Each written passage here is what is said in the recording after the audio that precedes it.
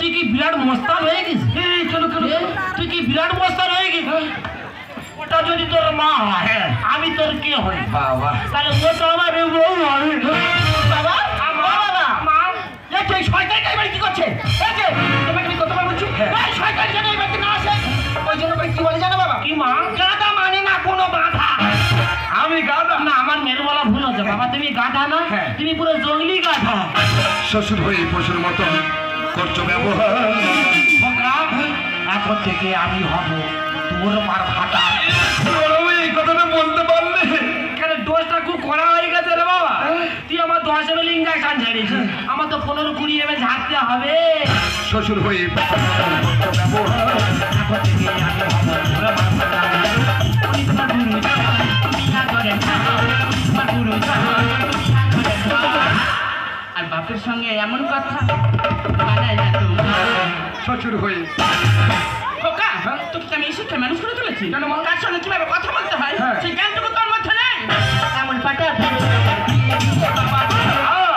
তোমার বাবার কপাল ভালো তাই আমাকে পেয়েছো।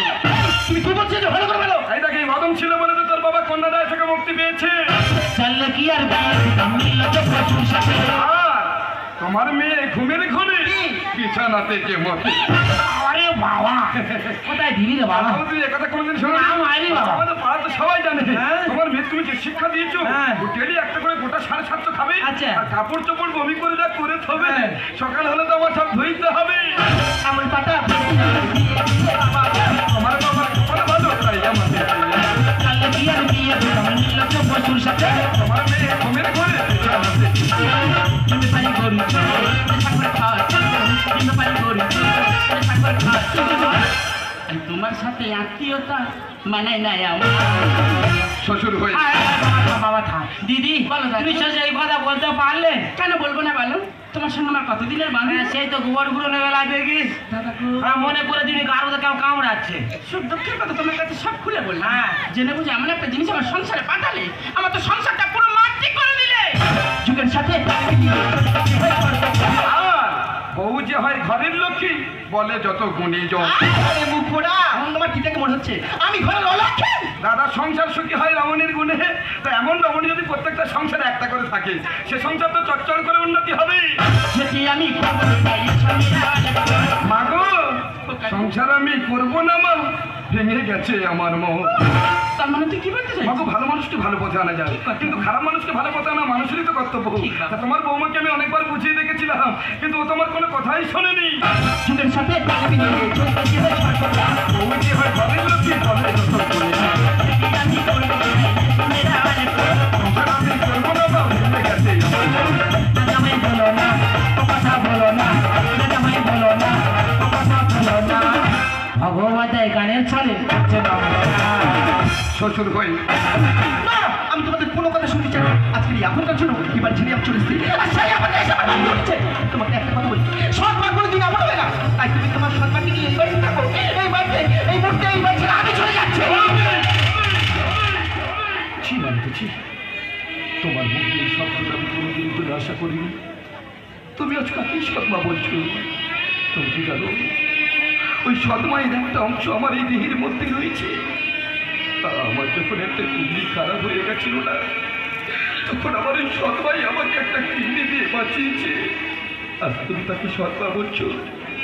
যে সৎমা আমাদের সুখের জন্য কোনোদিনের জন্য নিজের সন্তান পর্যন্ত নেয়নি, আজ তাকে তুমি সৎমা বলছো? তুমি কি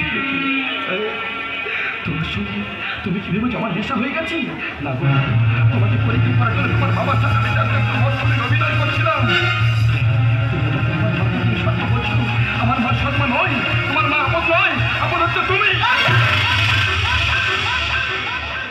ওই অসত্য মুখে কোনোদিনের জন্য আমার নাম উচ্চারণ করবে না।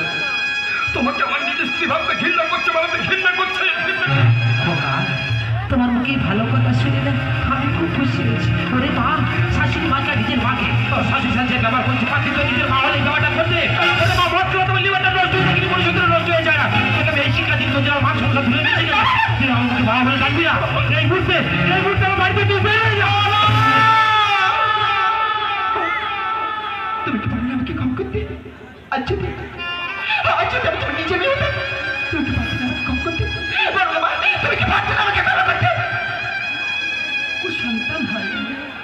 মাথা পিঠা কোনোদিনের জন্য হয় না। তুই তো আমার বৌমা নয়, তুই তো আমার মেয়ে। তাই মা হয়ে মেয়েকে ক্ষমা না করে থাকতে পারি না মা। তাই তোর সকল অপরাধ আমি ক্ষমা করে দিলাম মা। খোকারি যুদ্ধ নয়, শান্তি চাই। সংসারে স্বামী স্ত্রীর মধ্যে ভুল বোঝাবুঝি হতেই পারে। বৌমাকে বুঝিয়ে আবার সংসারে ফিরিয়ে নিয়ে আয় বাবা। আমি যে তোদের জন্য অপেক্ষা করে রইলাম।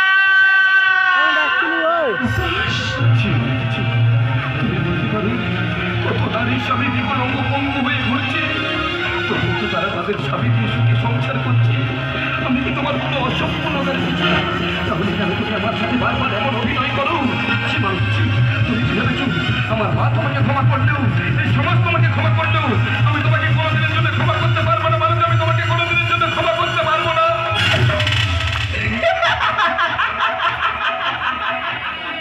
জীবনে ক্ষমা চিন্তা করতে করতে আজ আমি বড় ক্লান্ত আকাশ, আজ আমি বড় ক্লান্ত। এই আকাশ, তোমার মনে পড়ে তুমি ওকে বলেছিলে ডাক্তারের কাছে চেক আপ করতে? জানো আকাশ, আমি ডাক্তারের কাছে চেক আপ করতে গিয়েছিলাম। ডাক্তার আমাকে রিপোর্টে লিখেছিলেন, আমার রিপোর্টে লিখেছে আমার মধ্যে রক্তশূন্যতা, ব্লাড ক্যান্সার।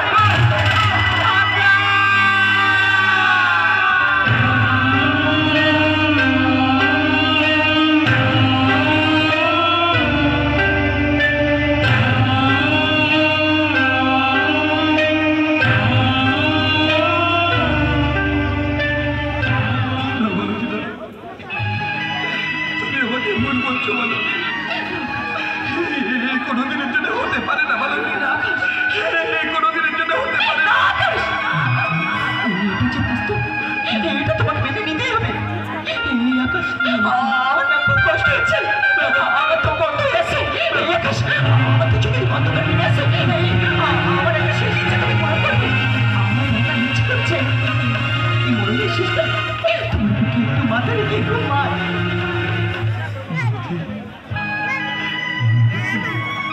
তুমি এত চিন্তা করছো কেন? আমি তো রয়েছি। দেখো আমি তোমাকে ওই শহরে নিয়ে গিয়ে বড় ডাক্তার দেখে সুস্থ করে ফিরিয়ে আনবো। কেন বলো আমি না জেনে বুঝে তোমাকে অনেক কটু কথা বলে ফেলেছি। তুমি পারো না আমাকে ক্ষমা করে দিতে? মালতী, তুমি কথা বলছো না কেন মালতী? মালতী, তুমি একটিবার কথা বলো না মালতী। তুমি কথা বলছো না কেন?